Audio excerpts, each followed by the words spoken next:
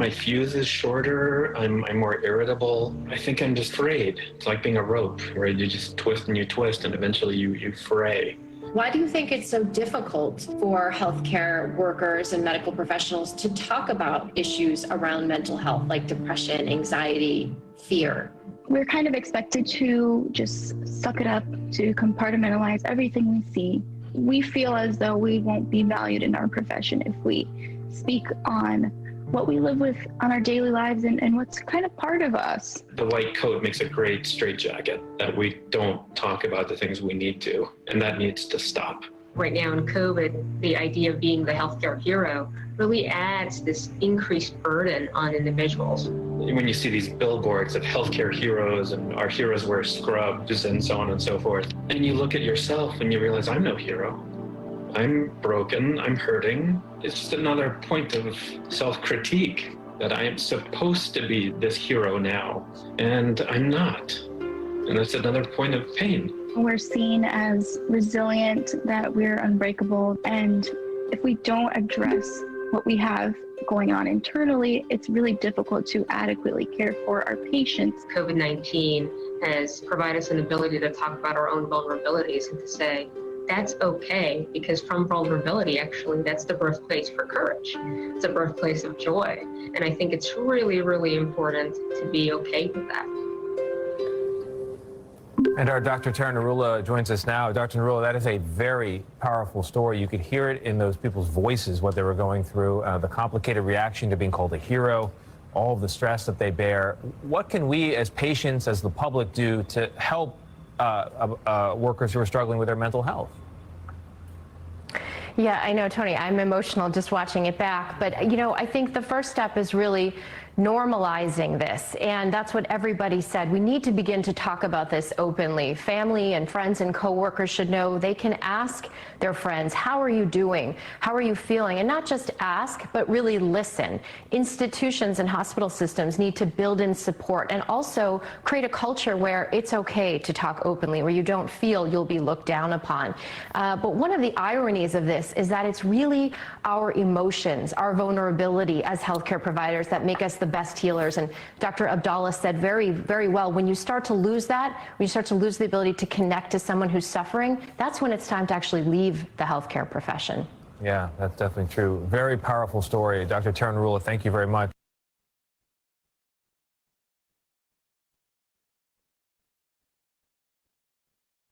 "1919 was an auspicious year in history. The First World War ended, ushering a drastic change in the world order. The Philippine Islands had been a U.S. territory for 2 decades and was promised independence under the Jones Law of 1916. Progressive reformers saw the country and its people as a major target for modernization, and education was its main weapon. 7 forward-looking Filipinas came together in 1919 to create a school where young women could gain the knowledge and skills that would make them modern women. Paz Marquez Benitez was the first president of the Philippine Women's College. Jose Abad Santos was its first chairman of the Board of Trustees. Francisca Tirona Benitez was the second president, and with her husband, Dean Conrado, guided the school from a house on A. Flores Street to its iconic Taft Avenue campus. In 1932, the college became a university, making PWU the first university for women in Asia founded by Asians. It provided a space where innovations in education flourished, and young people were encouraged to be the best that they could be.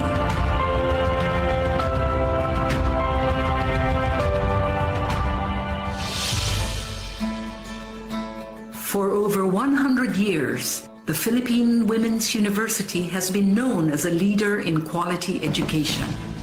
In 1934, PWU moved into its main campus on Taft Avenue, and since the 1970s has been co-educational. Located in the heart of Metro Manila, It is easily accessible by public transport and surrounded by affordable housing. Today's PWU offers undergraduate and graduate courses in several fields of study. Its business and management programs are responsive to the needs of industry, using evolving technology for global competence. PWU graduates excel in arts and sciences, education, social work, and diplomacy.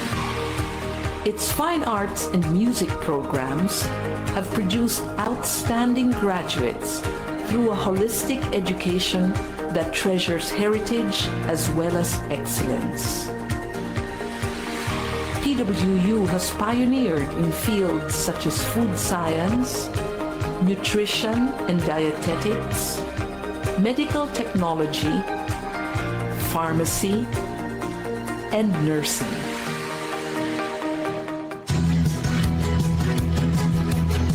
PWU continues to play an essential role in producing graduates who possess the skills that make them competitive in the country and anywhere in the world.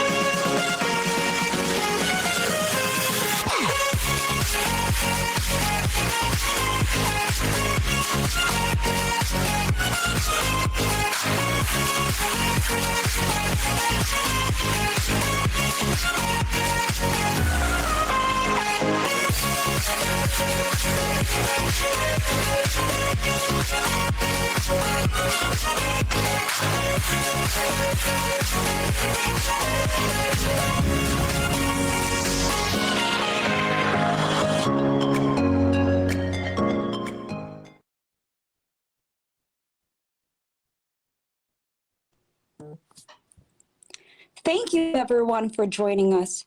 To begin our webinar, we would like to share with you 2 video presentations that will help introduce our topic for today. Please stay with us, and we hope that you find these videos as informative as we do. My face is killing me. Oh, I think that skin on my nose there is about ready to burst open.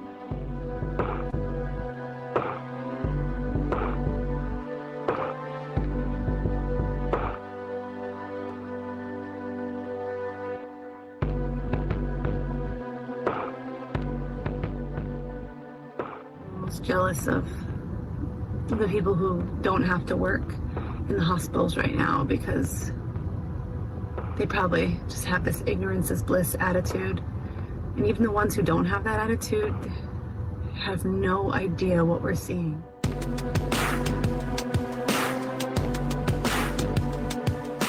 Today is March 31st, 2020. It is April 1st, 2020. It is May 11th.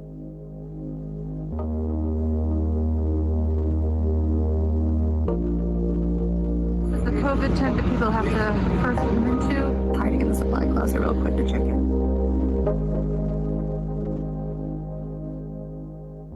Just keep hearing overhead anesthesia.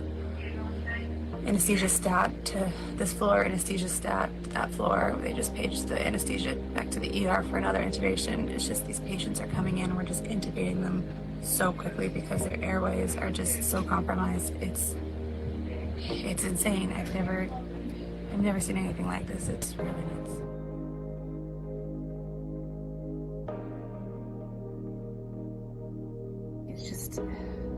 It's just been really difficult, and it's hard sometimes seeing people out and not following the protocol of just staying home. People going out, they're getting together, and it's frustrating as a nurse seeing this because you're looking at them and you just know how bad this is going to get and how bad it is.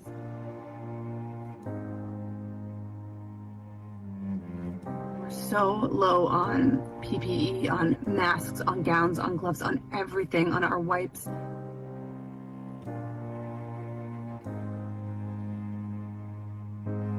Boston Medical Center is actually the first hospital in the state of Massachusetts to reach capacities in our ICUs. So right now, we currently have no critical care beds in our hospital. We've been managing our COVID-19 patients down in the emergency department, which is obviously less than ideal for everyone involved. But the hospital's trying to make more ICU beds. They're moving people around.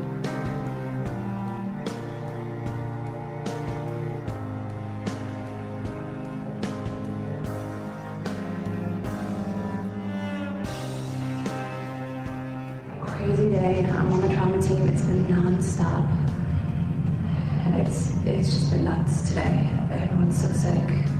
We intubated some people, brought them up to the ICU, try and hold off on intubating other ones. My face is killing me. I don't know if you guys can see. It's like this mask is like ripping my face apart.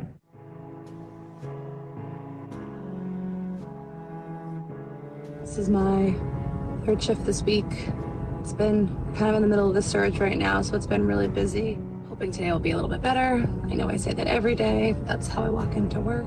I keep saying we're in this surge, and it definitely feels busy. And I keep wondering, well, when will we feel kind of like we're coming down finally? And I don't know when that's going to be, but hopefully, maybe, probably not next week, but maybe the week after. I'm hoping by May.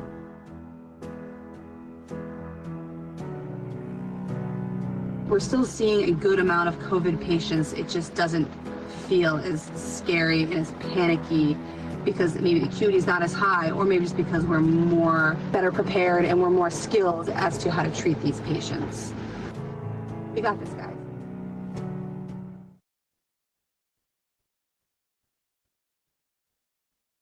Yesterday, I considered writing a book. I am 24 years old. I am an ICU nurse in New York City. I am in good health at this time, so I should have no reason to even think about writing a will. But yesterday, I resigned myself to the fact that my likelihood of dying is statistically more plausible than I previously imagined. When I graduated from my nursing program in 2018, I never thought this would be my future with barely 2 years in the field. I thought I was prepared to see death. I had seen enough of it within my first year in the ICU. Yet in the last 2 weeks, I have seen more people die than most people see in their entire lives. I have been told I am on the front line, but the truth is I am the final recourse. I am one of the few who are the last people you want to see, because after us is death. People have lauded me as a hero, a superhero, an angel even, that I am brave and courageous, that my patients are lucky to have me. Most days I feel far from that. I am lucky if I even have time to put ointment on your chapped lips as you lay comatose moments before I FaceTime your family and they see you for the first time. Since leaving for the hospital, breathing tube now in your mouth, feeding tube plunging into your nose, a slight drool, but I stand there nonetheless, stricken with shame and bereft of energy, because I am the only link you have to your family in this moment.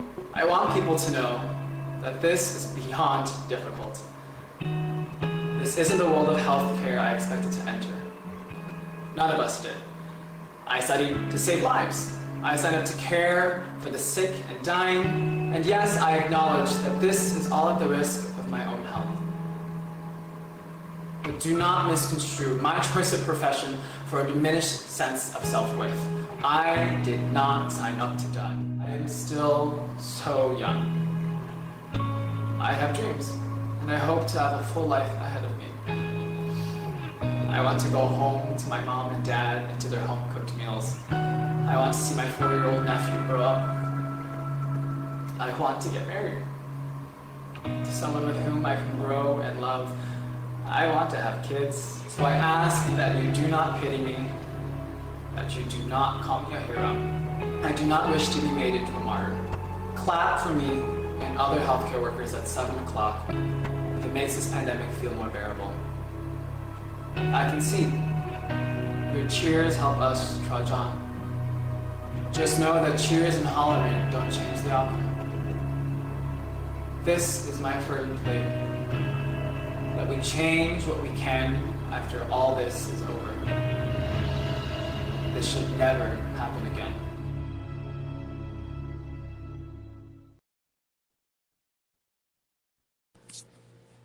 A wonderful day to everyone, or should I say, good morning, good afternoon, and good evening, depending on which time of the day it is on your side of the world. I'll be your host, Mary Sheen Kyoge Flaherty, a student representative for the class of PCNG 521, Current Trends and Issues in Nursing from the Philippine Women's University Graduate Studies. And I would like to welcome you all to our webinar entitled Managing Psychosocial Stress in Time of COVID-19 Pandemic. Before we start, I'd like to request everyone's solemn participation in opening our program with a short prayer, followed by the Philippine National Anthem, and then the Philippine Women's University hymn. Let us pray. Our God Almighty, we are humbled before you, and we thank you for this opportunity to gather today for the purpose of learning. Please prepare our hearts and our minds as we receive new knowledge, wisdom, and encouragement that can be of great help and guidance to us all, especially during this time of pandemic. May you keep everyone healthy in all aspects and safe from any harm. All of these we ask through the sweet name of Christ Jesus. Amen.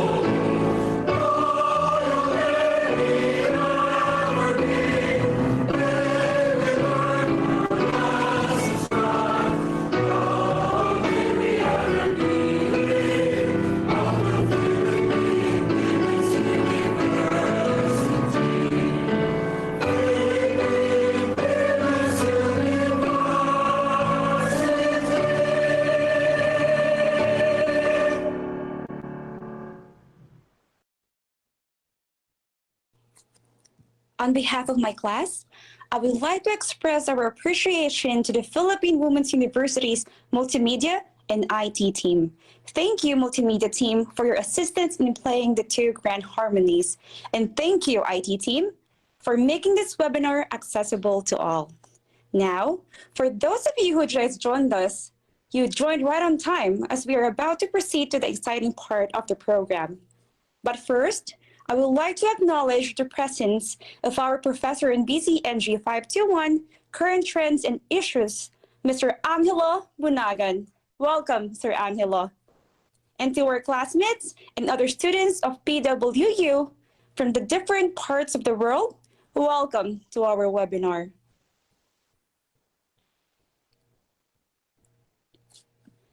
Everyone, thank you so much for sharing with us a piece of your busy schedule today by being with us. Let me ask you a question. Did you know that mental health is one of the most neglected areas of health in the world? According to the World Health Organization, this is the bitter reality despite having approximately 264 million cases of depression and 800,000 deaths from suicide yearly.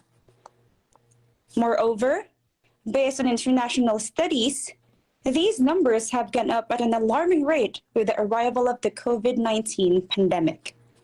Indeed, the pandemic has cast a shadow on our world, and it is disturbing to think that there is a great percentage of people who are in a dark place right now. Reflecting on the above issues, we, the BCNG 521 class, has chosen to tackle today's topic to help raise awareness on this subject through today's presentation. Furthermore, we're optimistic that our webinar will help us all develop a better understanding and a realization of the struggles that humanity is currently facing. So please, sit down and relax, and may your mind be illuminated and enriched with new knowledge by the end of our presentation.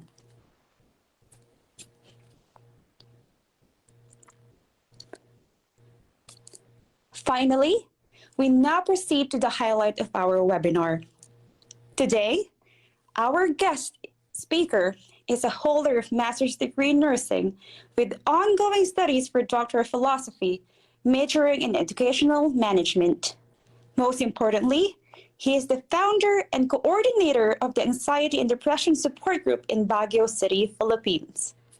Ladies and gentlemen, it is with great pleasure that I present to you an advocate of mental health, the ears to the needful, the voice for those who have lost theirs, and the one who gives light to those in the dark.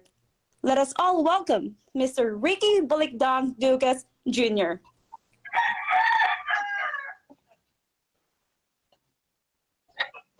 Thank you so much, Ma'am Mary Sheen, of course. Thank you to the administration, management of PWU.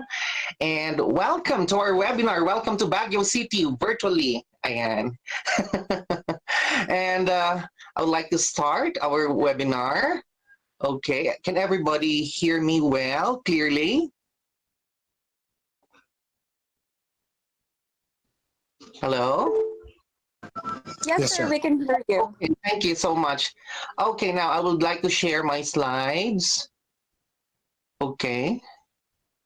For a moment, please.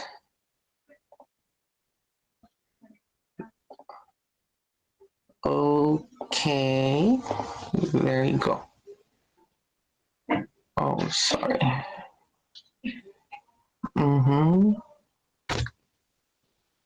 Okay. Everybody see my slides? Please, can anyone confirm? We can see this. Okay, thank you so much. So once again, the webinar, the title of our webinar will be Managing Psychosocial Stress in Time of COVID-19 Pandemic. And once again, I am Mr. Ricky, a cognitive behavioral practitioner as well, and the founder of Anxiety Depression Support Group, Baguio City. Okay, kanina, we have watched a lot of videos, and that is a very nice start as a situationer. Okay, for you to recognize all the feelings and emotions you've been through for the past 1 year already. Now, before we start, I would like to be guided by our objectives. So after this discussion, the participants will be able to identify the factors in the present COVID pandemic that affected the mental and emotional status of the patient. Okay, let me highlight on this, no?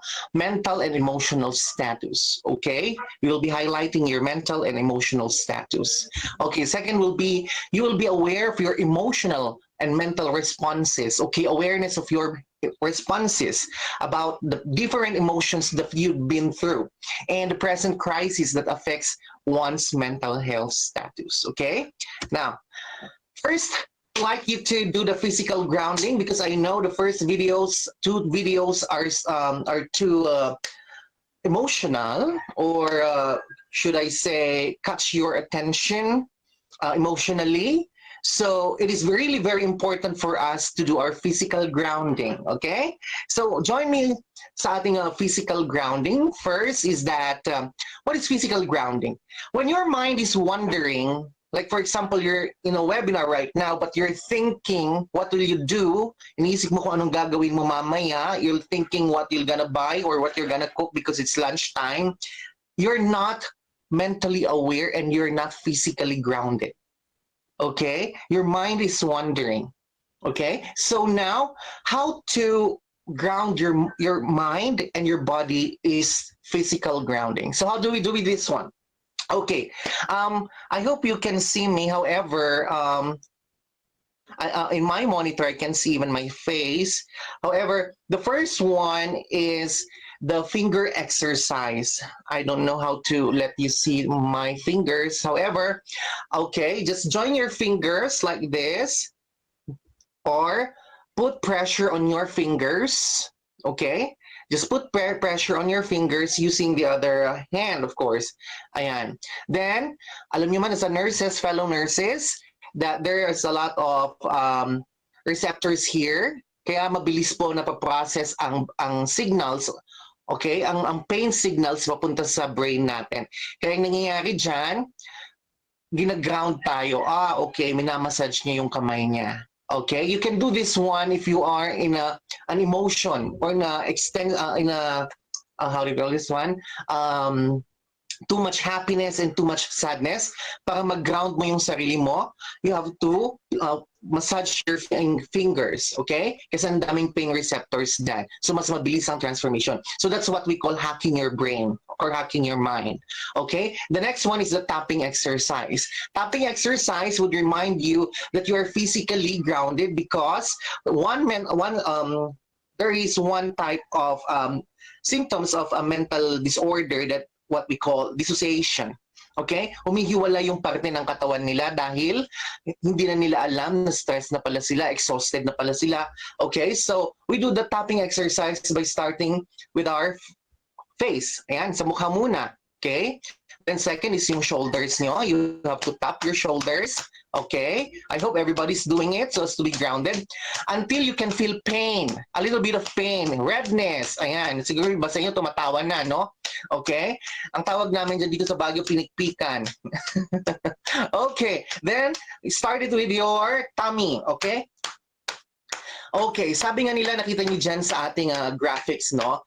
Kapag din sinasabing physical grounding, you start it from the core, then going out. So, start it from your tummy. Ayan. Then, papunta tayo sa mga kamay natin. Okay? Sa mga kamay, you just have to tap it until it comes red. Why? What's the rationale behind? Is to increase the blood flow of that area so as it will function properly. Okay? Yan ang physical grounding. Makikita ng mind mo, hindi pala siya nakahiwalay. Okay, may nararamdaman siyang kakaiba. Ganun yung sasabihin ng mind mo sa brain mo para hindi siya mag-overthink. Okay? So I hope everybody is doing the tapping exercise until sa paa po yan. Then after that, sa likod. Okay? Ayan, sa likod, you tap your back. And this is also the way on how to check yourself. Kasi ilang buwan na tayong lockdown, stress, na-experience natin lahat ng emotion, roller coasters of emotion. So you have to ground yourself physically, okay? Now, inhale. hold, then exhale. Ayan. So mamaya, pag-usapan natin the proper breathing exercise. Okay, thank you so much. Ayan, I hope lahat po ng participants natin nagawa yon, physical grounding. Always remember, when your mind is wandering, you must have to perform physical grounding. So as to remind yourself that you are grounded at present. Okay, at present. Now let's go back. Kanina yung mga videos natin, it shows how the pandemic started. But it started here noong December 2019 locally here in the Philippines because of the Chinese from China, okay? Then in February 2, 2020, there is the first corona death virus outside China, which is here in the Philippines, okay? Which is here in the Philippines. That was January 2. Now, my question here is, look and assess about yung sarili ninyo. Ano yung ginagawa niyo that time? Are you affected nung nabalitaan nyo na may namatay na ng COVID-19 and coronavirus nung time na yon? Did you feel anything? May naramdaman ba kayo? Okay? Maybe others says, okay, wala. Ako, hindi ko alam kung anong ginagawa ko dyan. Yung iba naman, comatose, deadma. Okay? Walang pakialam. Okay? So, what about nung March 5 to 6, nung nagkaroon na tayo ng 2 confirmed cases of Filipinos in the Philippines, what did you feel? Are you still affected? Nung nabalitaan nyo, narinig ninyo? Or not yet? Natakot na ba kayo? Or hindi pa? May mga emosyon na ba kayo naramdaman? Or wala lang? Okay? Noong March 16, 2020, eto na. When Duterte, our president, locked down Metro Manila, entire Luzon, and other countries, fellow nurses in other countries, syempre nung nagkaroon din kayo ng lockdown, yung flashback, how did you feel? How do you handle this situation? Kumusta yung emotion na nilapat mo sa particular event na iyon? Particular stressful event na iyon? Meron ba? May naramdaman ka ba? Okay. My point here, fellow nurses and participants, is that we have different reactions. Okay? Kung ano yung mga iba ay nakakasakit sa kanila, yung maaari yung sa iba hindi pa. Pero nakita natin, napapalapit na sa atin yung pandemya, sakat natin nararamdaman. Pero yung iba naramdaman na nung wala pa sa atin. Okay? Nakaka-create na siya ng anxiety, nakapag-create na siya ng fear. So, ang dami ng emosyon. Okay? So, okay lang po yun kung wala kayong naramdaman nung una. Hindi po ibig sabihin nun, meron na tayong mental illness. At kapag may naramdaman ka, hanggang ngayon, nung March 16, na anxiety, okay lang. It's okay because there's a trigger. Okay? You are still under mental ill health, which means you are experiencing negative emotions, okay, because there's a trigger. So it's still normal. It's okay. Okay? Now, do you believe questions? You can chat it on the chat box. So let's have some discussion, no? Naniniwala ba kayo that COVID-19 is the greatest equalizer? Okay? You just say yes or no.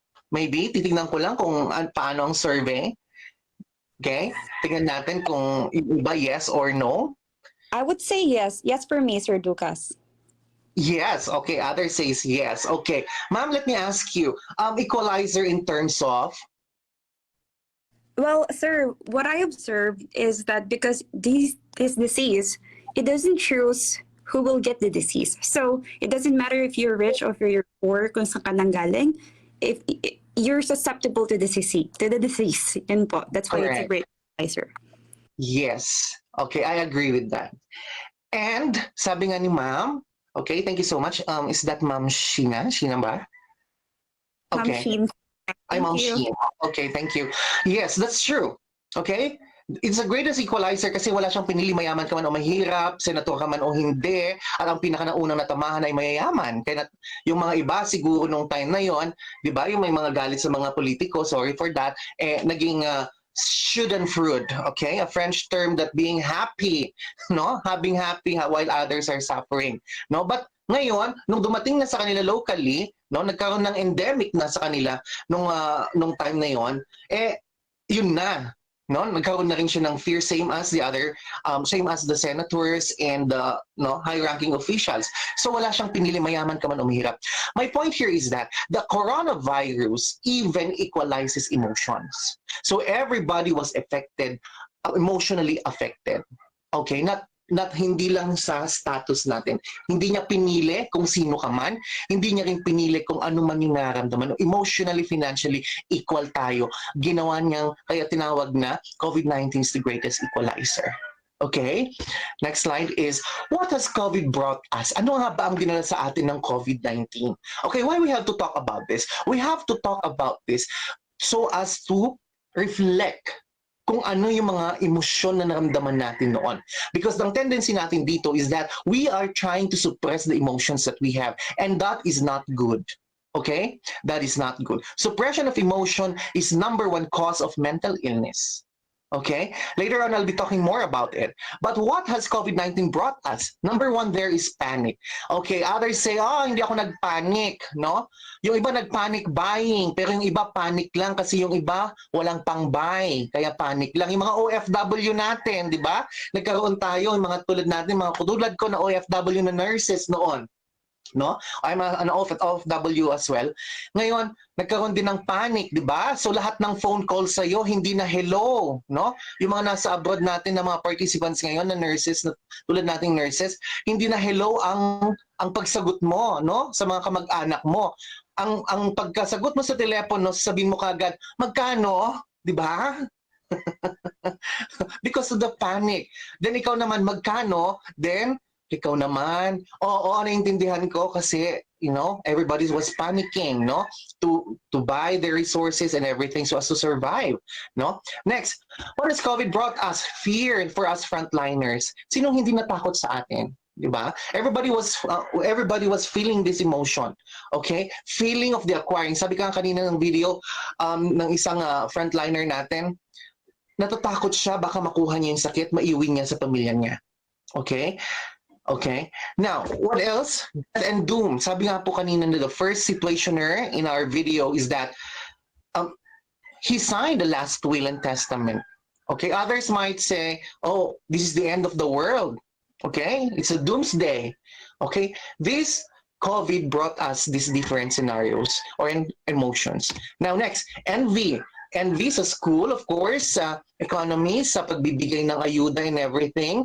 Kahit nasa abroad ka, pero you are so engrossed with the situations here in the Philippines, then still, nung nabalitaan mo walang natanggap yung mga kamag-anak mo, you feel this particular emotion. No? Now, relief. Nung walang natanggap yung kamag-anak mo dito sa Pilipinas, you feel hurt. No? And yung mga participants natin nandito sa Pilipinas, nakakita kayo ng relief, may emosyon ba na nairarating sa inyo? My point here is that our emotions are attached sometimes to things. Halimbawa, kapag meron tayong nakikitang bagay na binigay sa atin ng isang mahal natin sa buhay, tulad ng naging jowa mo, naging ex mo, di ba? May time na kapag nakita natin yung ibagay na yon, ang tendency ng mind natin, automatic yan. Click yan kaagad, na kung saan babalikan niya yung mga nakaraan at ibabalik niya yung emosyon. However, this is a different scenario. Once na may tao tulad natin, no, may mga iba't ibang klase ng tao in handling emotions. Kapag nakakita sila ng relief, maaalala nila this COVID-19. And it would be really hurting for them because baka sila yung pinaka-apektado. At the same time, this thing will remind all those things that happened, and ang masama dito, ibabalik niya din yung negative na emotion. Okay? Pag binalik yung negative emotion, that's the time started panicking, overthinking, catastrophizing, catharsis, or everything follows. Okay? Yung iba, nag-anger dahil lang dito sa relief kasi baka inuwi ni Kagawad at ni Kapitan, o diba? So there's a lot of emotions na nailala sa atin. I'm localizing I'm localizing these experiences here para po sa ating mga OFW, para po makita natin, no, kung gaano ang impact ng ating ng sitwasyon dito sa Pilipinas at sa ibang bansa. You try to compare, no? Let's try to compare. And similarly, yes, there's similar na nangyari. However, ang na-assure ko dito is that we have felt all the same feelings. Next, of course, the SAP, yung isda, ay ano to, social amelioration pala.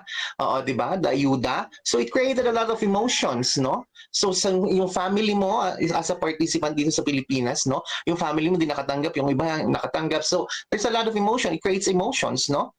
Next, sharing also. That's an emotion na ating nakita nung pandemic. This is only the positive values na nakita natin nung pandemic. We started to share our resources, share our time for others. So meron din naman na dulot na maganda ang COVID-19. Okay? The nurses, I would like to emphasize this. You shared your time and your life in taking care of your patient, non-COVID or COVID. You still have the power and the strength to wake up at isuot yung mga layers of protective gears just to perform your task. You shared a lot. Okay? You shared a lot. Faith and hope. Nalalabas kayo sa ward na inyo na okay kayo. Faith, you tried to bargain, di ba? We have the process of emotions like, di ba, yung dabda, if you can remember the dabda, there's the word bargaining. You try to bargain with the Lord. Lord, help me to be healthy, protect my family, protect myself. I want to go out here alive. Maggawin mo lang po yun. Tutulungan ko lahat ng mga pasyente ito. That's bargaining. You've reached that point. And through that, you develop the hope, the values of hope. May pag-asa pa. May pag-asa because the scientists are doing things and you are holding on with your spirituality. And that is a very nice thing about what COVID brought us. Now, but the question here is that, but still it continued. Nagtuloy-tuloy siya. Akala natin okay na, akala natin hindi, tapos na because bumababa na. Hindi pa pala. So, during the March, April, May, nung tumatagal, nag-iiba na yung emosyon natin. At first, we are relaxed during the February time kasi everybody was like, na-postpone lahat ang klase. Yung mga nanay, masaya sila, walang pasok, no? Yung mga anak ninyo po na nandito sa Pilipinas, nagchichilak sila. However, nung tumatagal pa yung panahon, nung araw na being locked down at home, nag-iiba na yung emosyon ng mga tao. Nag-iiba na yung emosyon ng mga bata. Okay? Now, nung nalaman pa natin na there's what we call lockdown, partial lockdown, travel ban. So this created a lot of negative and mixed emotions. Okay? Now, it created also and brought us uncertainty of something, our economy, your livelihood. Okay? Others see, look at the picture. This is here in Baguio, and the uncertainty that it brought. Okay? Tinatapon na lang nila yung carrots, no? Nabalitaan niyo siguro ito even abroad. What else here? The small SMEs, no? Nagkaroon ng uncertainty because they don't know kung may tutuloy pa ba nila ang kanilang negosyo. And even abroad, yung mga may negosyo na ating fellow nurses dito, may investment dito, there's uncertainties, no? Then of course, the uncertainty of job. Maraming na napauwi, maraming napauwi. Pag-uwi dito, wala na silang alam gawin, nag-stay na lang sa bahay, no? And nagkakaroon na ng iba't ibang emotions sa kanila. Okay? And of course, this is the present scenario. We have 3 waves of our scenario. The wave 1, wave 2, wave 3. The wave 1 was physical health crisis, which we are experiencing right now, together with the wave 2. Now, the wave 3 that is starting is mental health crisis. Alam niyo po ba, dito sa Baguio pa lang, Baguio alone, ngayon pa lang, first quarter pa lang, we have recorded 4 suicide cases. So see, this is the effect of this COVID pandemic. And this particular emotions, negative emotions, na naibigay ng pandemic na ito. Okay, that is my bell rule. Hello, are you still with me? Okay. That is my bell rule. Kapag narinig niyo po yung bell na yan, first and foremost, kumuha po kayo ng tubig, then inom muna kayo. I'll give you 30 seconds to drink water. Okay? Okay, tayo. Then stretching. You stretch. I hope you're doing it. Kahit hindi ko kayo nakikita. We're doing it, sir. Oh, very good. Okay, that is my bell rule. Okay, nagulat siguro yung iba, no? Akala nila, Ano yun? May sunog. I thought Charot. it's recess, Sir Lucas. Recess time. Now, my bell rule. Okay. Okay, so nakapag-inom na kayo ng tubig, you do your stretching. Thank you. So, as I was talking about the present scenario, okay, we are here at the wave 3 of mental health crisis. Now, the most anxiety-provoking word today. What do you think is the most anxiety-provoking word today? When you hear this word, it creates anxiety. Okay, you felt anxious about it. Okay, do you have any idea? Please chat on the box. I'll give a prize. Okay, ang prize po na ibibigay ko ay okay, malalaman po mamaya. Parang wala akong hindi ko makita ang chat box. Anyways, mayroon akong monitor naman dito. Okay. Meron ba? May nag-chat ba? What is the most anxiety-provoking word of the day? Meron ba? May kwento ba? Wild guess? Can I say what mine is, sir, while you're waiting? Sure, ma'am. Go ahead. Well, for me, it's the word positive. Okay, very good. It is the word positive. Yes. This is the most anxiety-provoking word of the day. It's positive. Okay, why? Because ayaw, di ba, kapag nakarinig tayo ng positive, ayan na yung emosyon. Okay, my point here is that this word created a negative emotion. Instead na noon, stay positive ka lang, pero ngayon parang hirap mo nang sabihin, oy, sana maging positive ka, di ba? O, sino namang kwan, di ba? Sana maging positive ka, o, di ba? So, hindi na natin nagagamit ngayon, no? Minsan tinatawag na natin toxic positivity, no? Ginagamit din natin ito sa toxic positivity na tinatawag. However, this is the most anxiety-provoking word. Why? Because this word, positive means lockdown, quarantine, di ba? Positive means distancing. Ano, alam niyo ba naging epekto nitong distancing kapag wala nang the pandemic, no? Others, nakikita ko kahit wala ng pandemic, baka ang pwedeng mangyari nito is that pag okay na tayong lahat, ayaw na niyang makipaghalubilo. Pag nakita siya ng grupo ng tao without mask, ayaw na niyang sumali. Because nakalagay na sa mind niya na distancing. Okay? So magkakaroon na siya ng, siguro sabihin na nating social behavior na kakaiba. No? So next, disconnection. Okay? When you say positive, we are being disconnected. You are disconnected with your families because you are abroad. No? Na pinaplano mo, I want to go home to relax, sana makasama kong pamilya ko. But then again, nangyari itong pandemic. You're disconnected with your own family because you're rendering your duty. You see that scenario before, right? Okay? Prinastic niya yung bata para lang makasama niya, para lang mayakap yung anak niya. So this created a lot of emotions. No? Next, disconnected with your friends, with your important people with your life, right? Your teachers, maybe your mentors, no? Work. Okay, you're disconnected with your work because you want to secure your future. And of course, people. You're disconnected with people. But here is the thing. We are disconnected with our culture. Can you imagine that? You are not allowed to grieve. And this is very important.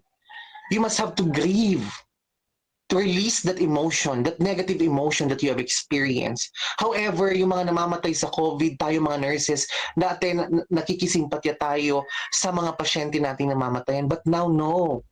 Diba? Even the family, pag-uwi paglabas ng family, ay paglabas ng pasyenteng patay na, pagtanggap ng pamilya, sunog na. Diba? Nasa isang jar na.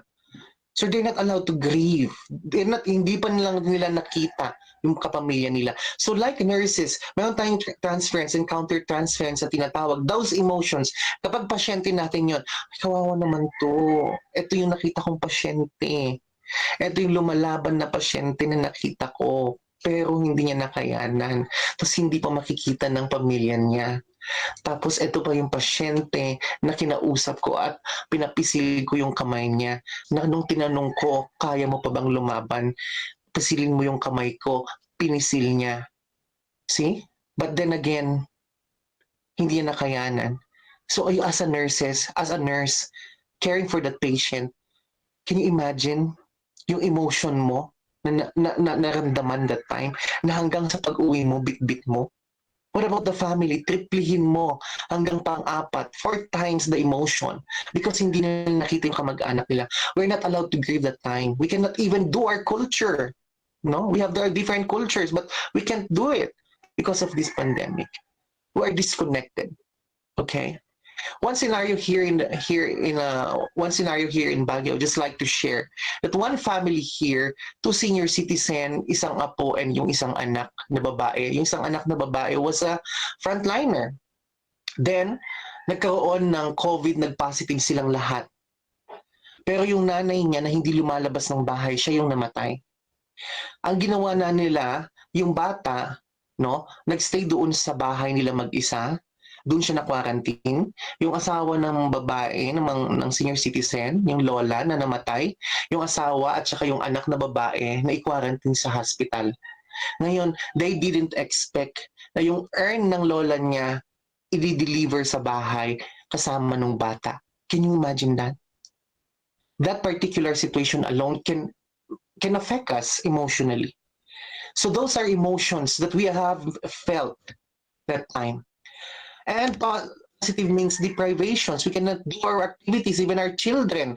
They cannot go out. Naawa tayo. We feel bad for them because they cannot go out, they cannot play. What else? Our children goes to school, but they're doing the online thing. Oh? What else? We cannot travel. We cannot travel with our family, our loved ones, or with our friends. Our senior citizens are deprived from those activities that they love, right? Yung mga senior citizens natin, no? Even siguro abroad, yung mga senior citizens dyan na very active, sila rin ang pinakamatitigas ang ulo. Sila yung labas ng labas, gusto nilang lumabas, pero sila yung vulnerable group. Pero we cannot prevent them, no? Because yun yung nakasanayan nila on how to distress themselves, no? So positive brought us also isolation. The tendency there is you're alone as an OFW, as a nurse. You isolate yourself and try crying every now and then. If you experience this emotion, let's process it later. Isolation in the sense of lockdown, idleness, wala tayong ginagawa. So that's the reason why our mind, no? Our mind is working. Kung ano-ano iniisip natin, nakikita natin, ini-interpret natin, no? Ang tendency nun is nagkakaroon na tayo ng problema dahil kalaban natin mismo ang mind natin. I would just like to emphasize that mind is different from the brain. Kahit isang truck ng sa anti-psychotic drugs, depressive drugs ang inumin mo para magamot yung brain mo, eh walang kwenta po yan. Because mind, kasama po dapat yan. Walang gamot po ang mind. Ang pinag-uusapan po natin dito is the mind part. The mind in the emotion because wala pong gamot yun. Okay? So here, idleness, the mind is working. Okay? Okay. Next, can you see that report here in the Philippines, the violence that brought about by this lockdown and positive, no? Ang daming incest, rape and everything, no? Nakakagulat. Ang daming krimen na nangyayari sa loob mismo ng tahanan. Okay? Now, work from home, right? For the participants here in the Philippines, no? You work from home, dati-dati nakikita kayo ng anak mo umaga, gabi, pagkatapos ng school, right? And work. Ngayon, halos araw-araw na kayo magkasama, kaya ang nangyayari, nagkakaroon na kayo ng family feud at clash of titans, no? So yun ang nangyayari. So ayun na. So yung stress ninyo, iproproject niyo na sa anak ninyo. You feel guilty about it, let's process it later. Next, homeschooling, right? Can you see that?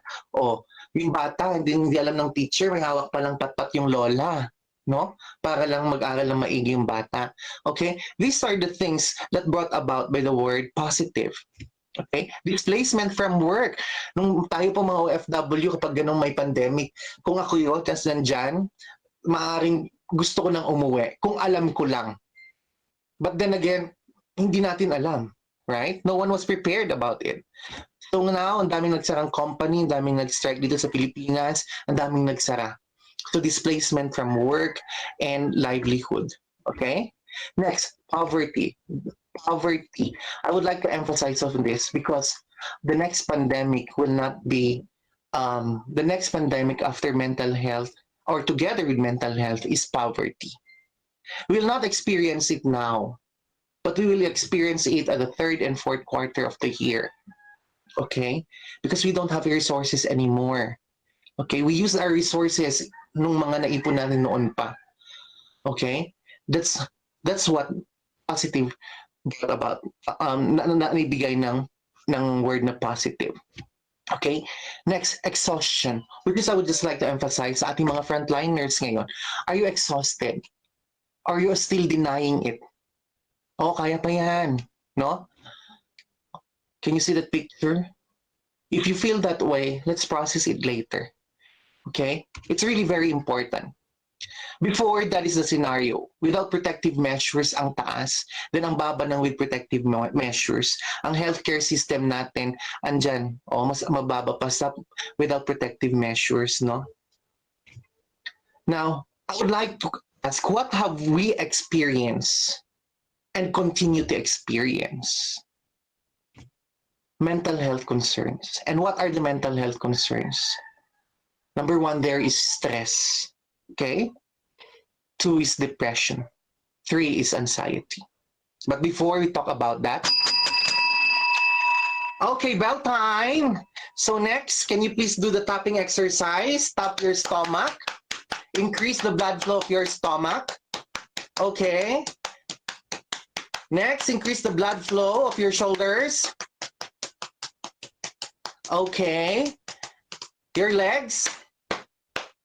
And of course, grounding, itapak niyo yung paa niyo sa floor. Okay, dapat nakatapak yan, nafe-feel niyo yung floor. Kung hindi niyo po nafe-feel yung floor, dalawa lang po yan. It's either meron po kayong dissociation or hindi po 3 feet po ang height ninyo, okay? Yun lamang po ang ibig sabihin yan. Biro lamang po. Okay? Okay. Now, inhale. Proper deep breathing exercise tayo, ha? Exhale. Okay. So, thank you so much. I hope ginawa ninyo. Nakikita ko yung mga hindi gumawa. Charot. Okay. Now, next. Let's talk about this. The first part are those emotions that we experience, right? Now, ang point dito is that, did we able to manage it? Na-manage ba natin ito? Mayroon tayong tinatawag na coping and adapting. Did we cope? Did we adapt? Okay? But now, kailangan mag-survive. Because if these emotions are suppressed, these emotions are not ventilated well and processed well, ang tendency then is magkaroon po tayo ng mental illness, mental health concerns. And number one there, na kapag nagkaroon na tayo ng exhaustion, nagkakaroon na tayo ng fatigue. Baliktad. Kapag nagkaroon na tayo ng fatigue, magkakaroon na tayo ng exhaustion. Which exhaustion can lead to your stress. You cannot able to handle and manage your stress. And if you are not able to manage your stress, it creates depression. It creates anxiety. Okay? Now, isa-isahin po natin. Mental health as defined by World Health Organization 2019 is like a crop. Okay? Palay. This is what we call palay na kailangan po nating diligan every now and then para mabuhay. Ganyan po ang mental health. So, crop means cope. You are able to cope. It's a state of well-being that you are able to cope with normal stress. There is what we call normal stress, right? Realize your own potentials. Next, realistic perception of events. Offers and contributes to the family. You are able to perform these things, productive and fruitful. Assess yourself, okay? That is mental health, okay? Mental ill health, yun yung sinasabi ko kanina, na short-term anxiety, short-term, because there's a trigger, there's a negative experience, no? So, it's okay. That's mental ill health, okay? But mental health says, you will be able to cope, you realize, and you will be productive and be able to contribute to the community. Yun ang ibig sabihin po ng mental health, okay? Next, after 12 months, 1 year na po ang nangyayari, my fellow nurses and participants, management, 1 year na po of waiting and praying, kailan po ito magtatagal? Kailan po ito matatapos? No? Ano ang naging stressors po natin? What are the stressors that we have experienced? Number one there, of course, is the culprit of everything, the culprit of the emotions that we have felt. Second, those are personal issues. Marami tayong iniisip. Yun yung mga naging stressors natin. Next, ano yan? Demanding clients or patients, right? May mga demanding clients and patients in the middle of pandemic. They're so too inconsiderate, no? Okay, why that is this happening? Let's talk about that later. And of course, difficult team members, no? In a hospital, merong isa talaga nakalaban ng nurse dyan. Aminado ako, I have. May isa talaga na kontrabida kapag nakikita ko yung mukha niya, parang gusto ko nang mawala dun sa ward na yon. Okay? At kung kasabay ko sa duty, ayaw ko makasabay. Kasi it creates an emotion, a negative emotion. I have to admit that I have that difficult team member. You have to accept. And of course, later we will talk about on how to manage it. Lack of affirmation and recognition and contribution at work. But now, pandemic, no, nung pandemic, yung mga frontliners natin, bonggang-bongga tayong sinaluduhan. Mas lalo po sa ibang bansa, ginaya ng Pilipinas. We have the 3 o'clock clap, no? Palapapalakpakan natin mga frontliners natin, sa saluduhan natin. Pero dito po nakakainis lang dahil may mga frontliners na binuhusan ng ang tawag nito, binuhusan ng bleach, no? May mga frontliners na hindi pinapasakay. So, see? Then, nung time na yon, saka na-realize nila na importante pala ang role ng mga nurses na tulad natin sa ganitong pandemic. Frontliners tayo. Sabi nga kanina sa video, I felt that it wasn't. I felt that tayo yung unang mamamatay. Tayo yung panangga. Tayo yung panangga nila sa pandemya. Okay, now we're doing this. But still, lack of affirmation and recognition and contribution at work creates a negative emotion. Okay, creates a feeling that still not satisfied us, that still not appease ourselves. Okay, those are the emotions. Next, demanding or due dates. Okay, ang mga participants natin, administration, your due dates, right? You have your due dates kahit pandemic because you're working at home. You have to juggle your kids. Juggle mo yung work mo for your kids and your family. Habang nagluluto ka, you have to do your task still, no? So parang mas stressful na siya, no? Next, ano pa? Ang naging stressor natin is our own health and mind. Okay? Lobat na tayo. Okay? So do you know that there is 3.6 million Pinoy suffer from mental health disorder? This is only in the Philippines. OFW are not included. Okay, 3.6. Nakita nyo ang mga boboto sa susunod na eleksyon, 3.6 Pinoys with mental disorders. Oh my God. No, just kidding. Okay? But this is in reality the effect of what is happening right now. Sabi nga natin sa nursing, present reality. And I am presenting the reality. Because when we talk about mental health, we have to present what is really happening, what emotion really is happening. We have to accept that emotions. Next, so we need to talk about it because we need to heal ourselves so we can heal our family, our workmates, and our patients. In order to help others, we first need to heal ourselves.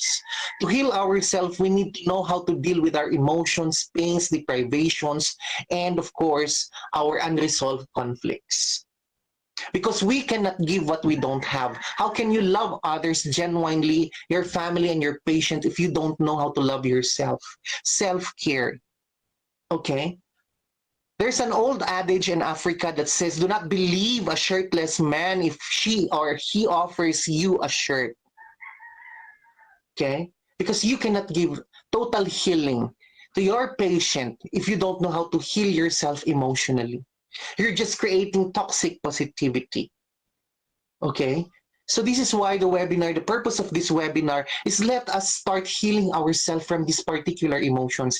And let's talk about on how to heal ourselves and how to let go of those negative emotions. Okay? So now, let's talk about one. Sabi natin kanina, our mental health concerns, there are stress, anxiety, and depression. But first, let's talk about anxiety. Let's make it fast. There are two common types of anxiety. The first one there is generalized anxiety disorder. What is generalized anxiety disorder? This is generalized anxiety. All nurses, alam po natin ito, is yung mga, ito yung anxiety natin, yung kinakabahan tayo sa mga bagay-bagay na hindi pa nangyayari. That's anxiety. Pero eto, we are kinakabahan tayo dahil sa health issues natin. Ala, baka meron akong COVID. Ala, umubulang ako. Feeling mo meron ka ng COVID, pupunta ka na sa hospital, magpapaswab test ka na. Tapos nung sinabing negative, hindi ka pa rin maniwala sa result, no? So you're fighting your mind. You're fighting your mind talaga, and pinipilit mo na meron ka. So nagkakaroon ka ngayon ng mga manifestations ng anxiety. Okay? This is health issues, money, family problems, and difficulties at work. Just like us nurses, difficulties at work. That is our anxiety. Okay? And generalized anxiety, if it reach at least 6 months na nararamdaman mo yung anxiety, generalized anxiety na po ang tawag dan. And you need to seek help. Why I'm talking about this, I know we are all health professionals, but the tendency there is that we are self-diagnosing, which is wrong. Di ba? Nag-self-diagnose tayo. You're not seeking professionally. Nag-health education tayo sa mga pasyente na you seek help when you feel like this. But for us, nagkakaroon tayo ng self-diagnosis na hindi man naman dapat. In mental health and mental illness, hindi po yun ini-encourage. Sa atin din po na frontliners. Alam ko po sa inyo na hindi bago to, pero I'm here to remind you. Okay? I'm here to remind you that if you experience this one, do not self-diagnose. Allow yourself and accept that you need the professional help. Okay? Okay, 6 months on generalized anxiety disorder. The common type of anxiety disorder also is panic anxiety disorder. This is my physical manifestations na po ito, like pounding of heart, sweatiness, weakness, faintness, and dizziness. Okay? Ang iba may impending doom. Feeling nila mamamatay na sila. Yung iba, sinasabi nga sa akin na meron na akong schedule ng pagkamatay. Meron na akong date. Okay? Fear of losing control. Feeling nila mababaliw na sila. Okay? Yung iba nahirapang huminga. Yung iba ayaw nila sa maraming tao. Okay? Ngayon, yung panic nila, hindi natin alam kung kailan darating sa araw. Okay? Anytime, pwedeng magkaroon ng panic anxiety. Okay? Any time of the day. Okay? Like for example, one of my client here, my patient here is that, alam niyo naman may panic siya. No? Umupo siya sa dulo ng jeep, tapos bigla siyang tumalon sa jeep. But he got no plans in jumping. He got no plans to hurt himself. No, wala siyang kaplano-plano. But ang panic anxiety disorder kasi, you can no longer control your muscle reflexes. Kung anong sinabi ni mind na biglang pumasok sa mind mo, gagawin talaga ng mga muscles mo and reflexes mo. Okay? Just like pag sinabi niyang talon, tatalon ka talaga. Pero you don't have any plans. Okay? Next, yung iba dyan, yung anxiety nila, meron silang globus na tinatawag. There is a globus sa throat nila, lump in the throat. Okay? Kakaroon sila ng lump sa throat nila, which is, yun, is a sign of panic attacks na kung saan, kapag magpapa-endoscopy ka, wala namang makikita. All the laboratories here are normal. Okay? That's panic anxiety disorder. So, kapag nagtagal yan, you must have to seek professional help. Okay? Of course, panic attack can be treated successfully. Okay. Now, let's talk about stress. Okay, let's talk about stress. Now, stress is something, okay, let me make it simple. Stress, alam po natin naman ng stress, no? That it was defined by Selye in 1948 that stress needs or demands any coping and adapting. Okay, it demands coping and adapting. But now I would like to say that at this time of pandemic, stress demands coping, adapting, and surviving. Okay? And now, what are the different type of stress? Alam po natin to, right? No stress, eustress, and distress. Okay, everybody, if I ask you who wants no stress, alam ko sa inyo, ang lahat magtatayo ng kamay na gusto nila no stress. Okay, but here is the reality. If no stress, ayan, no excitement, no challenging, lethargic, dull, at lack of energy, yan po ang no stress. So, ibig sabihin, there is a normal stress called eustress. You're energetic, successful, positive, fulfilled, and having a meaningful life. No, that's eustress. And I want you, ma'am and sir, as a frontliner, that if there's something or experience na kung saan, after doing it, no, will make you, or after doing that activity, will be rewarding to yourself, please do not label it as stress. always remember na kung ano ang nirecord mo sa utak mo, yun po ang gagawin kaagad ng utak mo the next time na mangyari yun. Halimbawa po, okay, let's have the scenario sa patient natin, no? Na kung saan kapag nag-ring your bell or meron tayong code na tinatawag, ay stress na naman to. Because you labeled already that a particular situation as a stress. Ang mangyayari niyan, mag-release ang katawan natin ng stress hormones. But if we condition our mind that is a eustress because it is part of our job, then konti lang ang may lalabas na hindi tayo masyadong stressful, no? Hindi magiging masyadong stressful ang gagawin natin because we label that event as eustress. It's a normal stress.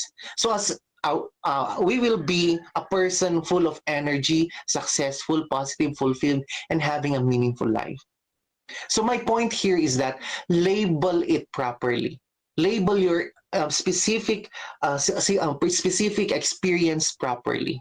Okay? Like for example, sa mga parents po natin na participants dito, the module, do not say that the module is a stressor. Sabihin niyo sa anak niyo, it's a eustress, it's a normal stress because after doing that module, you'll finish school. No? Mag-graduate ka. Okay?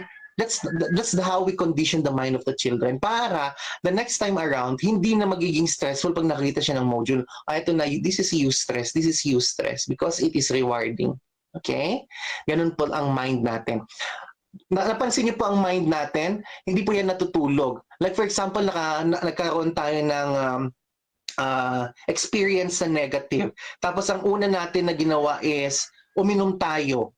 O diba? The next time na maulit yon, hindi natin plinano pero iinom tayo kasi yun yung nakaka-code sa utak natin. Memory card po ang mind natin, no? Like for example, na-stress ka sa work, ang sasabihin niya kagad, magyosi ka, no? Yun kagad ang response. Kasi ang utak natin, ang mind natin ay very powerful yan. I-record niya kung ano yung specific stress and yung response mo sa stress. Tapos sasabihin niya kung ano yung gagawin mo. Hindi mo naman pinaplano na mag-yos at this time. Hindi mo naman pinaplano na uminom at this time. Hindi mo naman pinaplano na mag-distress at this time. But ang mind mo, uutusan ka talaga kasi feeling mo yun yung mga pag-relax sa iyo. Okay? Of course, this stress ang iniiwasan natin because this is your disappointed, irritable, grumpy, failure, illness. Ayan, madali ka na magalit sa hospital, di ba? Wala na pala ka ng patience sa pag-deal sa clients and natin sa hospital, no? So these are the types of stress. Gusto ko lang ipakita dito na in stress, it is still productive. Kapag na-stress tayo, under eustress po tayo, nagiging productive po tayo and it's okay. Pero nakita nyo kapag stress daw kayo, ganyan ang itsura nyo. Kapag ganyan pong itsura nyo, alam nyo na. No, I would just like to emphasize here the fight and flight responses. Why? Because in stress, we have only 3 responses to stress. 3F, flight, freeze, and fight. Okay. Like for example, nakakita tayo ng aso, yun yung ito po yung ating tawag nito sa fight or flight response. Ito po yung pinaka-traditional na example natin, di ba? So I would just like to remind everyone that we have only 3 responses to stress, the flight, freeze, or fight.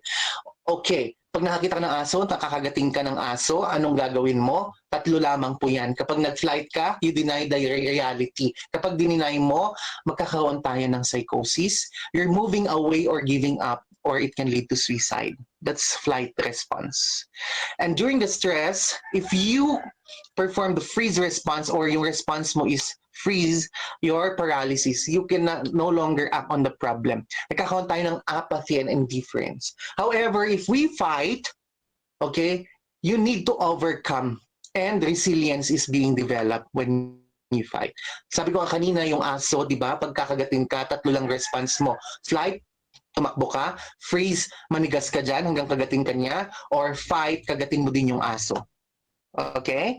Ganun po yun. But we are here as a frontliners to always fight, to increase our resilience. And I would like also to emphasize the grit as a values of a nurses. No? Na go, push, kaya yan, go lang, no? Go, no? The grit. Okay. So that's the 3 responses to stress. So syempre, kung mamimili ka na, piliin mo na yung fight. and i-code muna sa utak natin. Okay?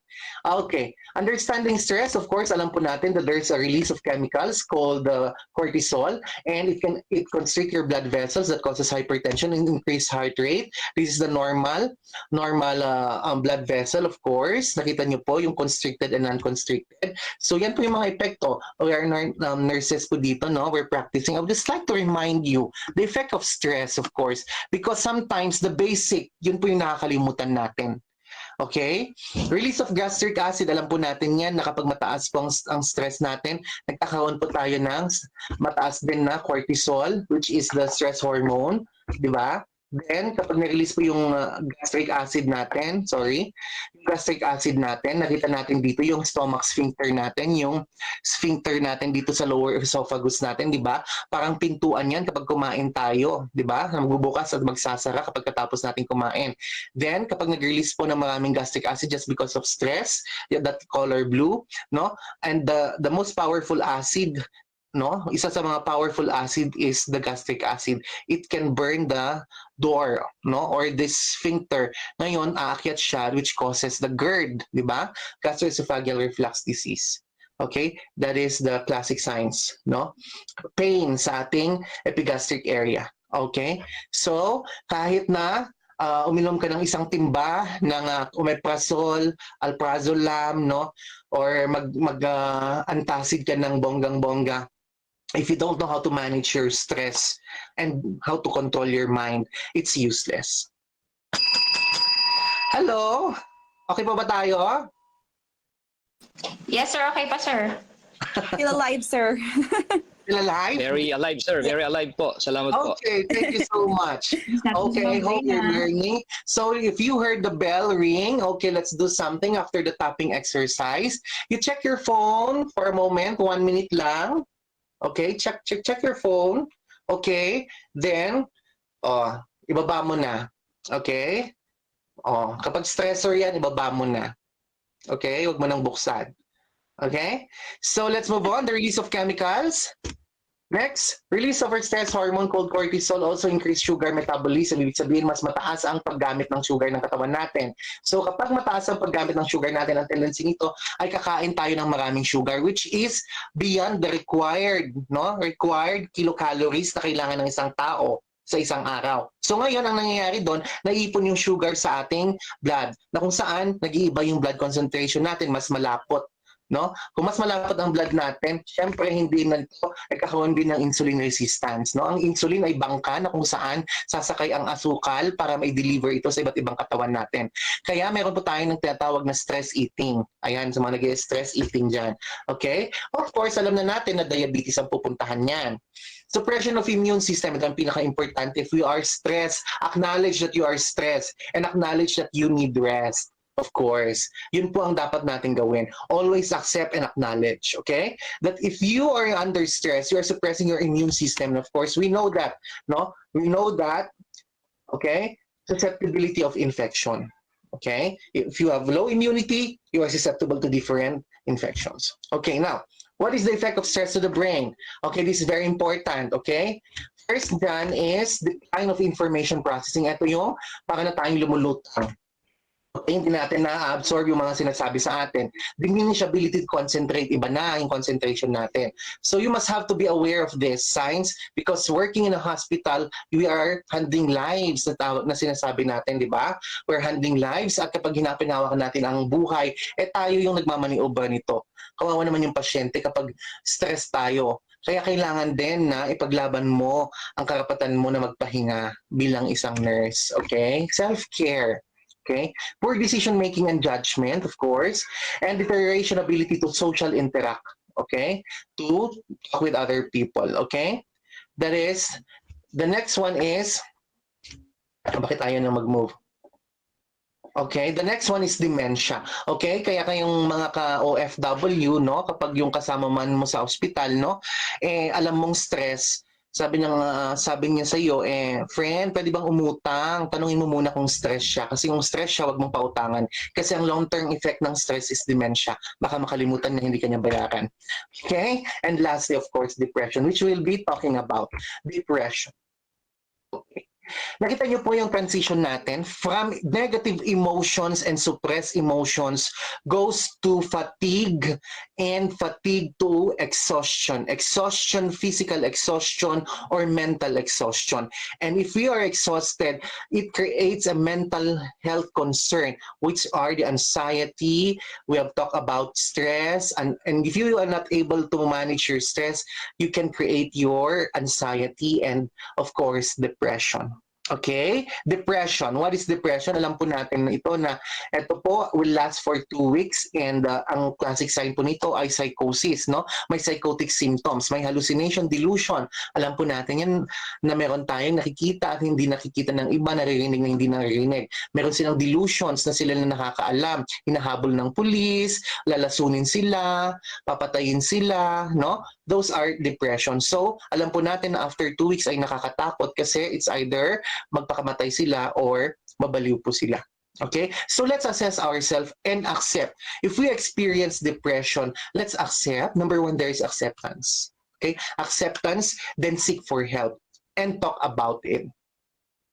Diba? So that's depression.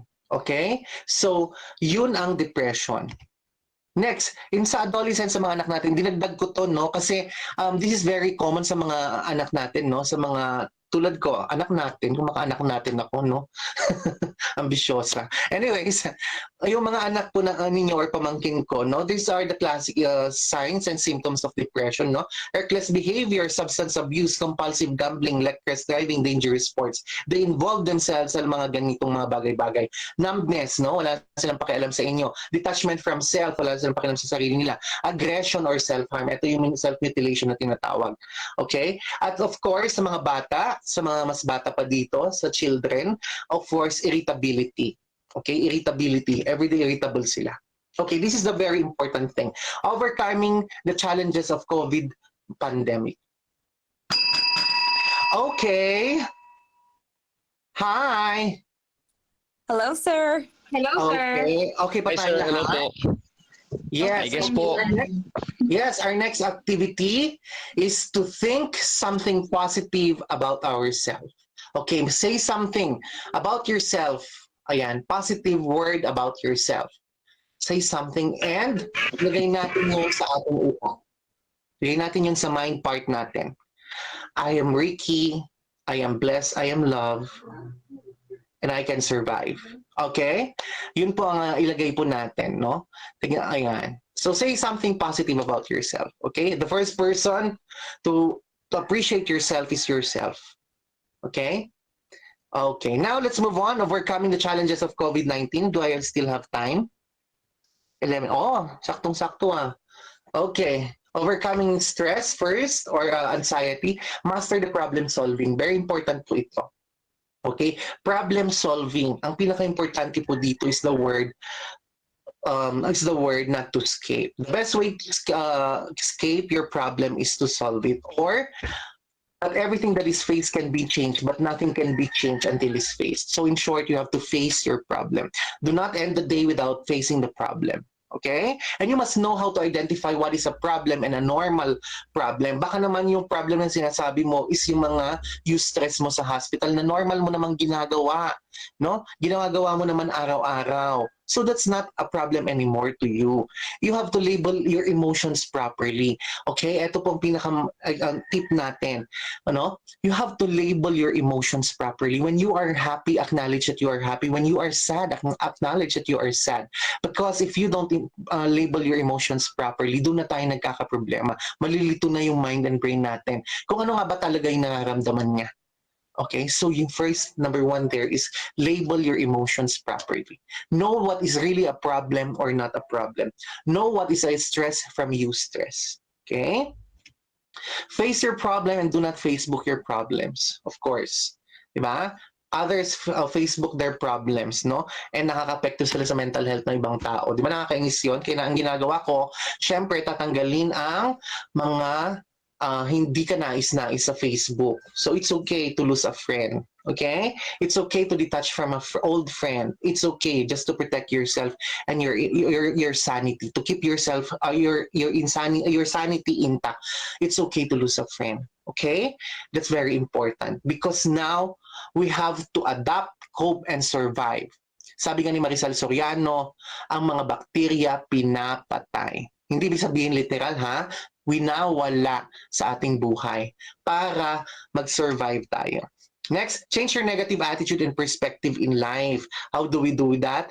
Okay, here is an adage. It's not the load that breaks you down, it's the way you carry it. Paano natin i-handle yung isang problema, ang isang sitwasyon para yun ang mas bearable, no? Yun yung talagang kung paano natin i-handle yung isang problema.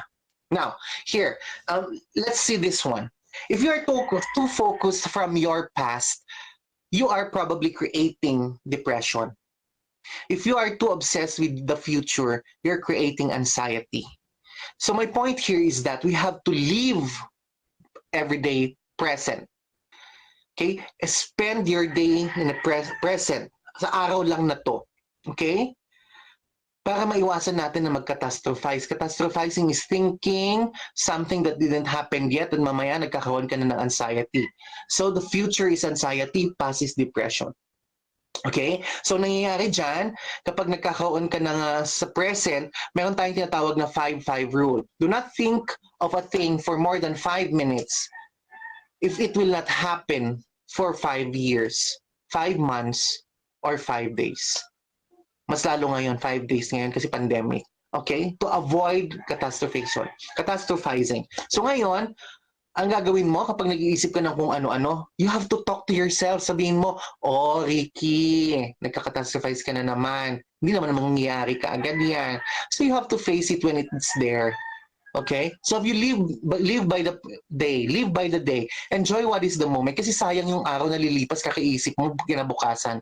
Okay? You live by the day. Appreciate what you did for the day. Appreciate yourself na anong nagawa mo ngayon. So it's really very important ngayon to appreciate yourself because no one can appreciate yourself except yourself. And you have to enjoy the company of yourself. Okay? Yourself. What I'm trying to say is yourself. Self-care. Okay? Self-care muna tayo. Kahit gaano tayo ka-busy, maglaan pa rin tayo ng oras para sa sarili natin. Self-care. I would just like to share a book that I've read that it says, the title ng book is You Cannot Save Them All. Okay? You cannot save them all. Okay? Kaya self-care pa rin. Okay? O, hindi mo rin naman pala may kukuhan lahat, di ba? Mag-self-care ka na lang kaysa mapasama ka sa kanila. The next there is that, of course, make a positive meditation. Okay? When you are stressed, okay, sa trabaho natin, nasa school, nasa hospital tayo, you have to calm your mind. Na kung saan you have to think of something that will help you to calm down. So one meditation here is that praying is another form of meditation, or you can use these phrases, be still and know that I am God. God is bigger than my fears. Or you talk to yourself.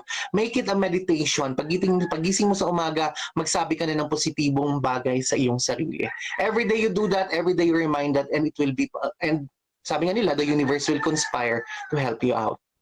Next, daily routine. So avoid stress, di ba? So ngayon, reduce needs to make decision making each day, which can be stressful. So gawin mo na yung routine mo. Meron ka na dapat daily routine. Hindi yung nag-iisip ka pa kung anong isusuot mo kinabukasan, dumadagdag pa sa stress mo. No? So gawin mo na ngayon, bago bukas, para bukas, alam mo na kung anong isusuot mo.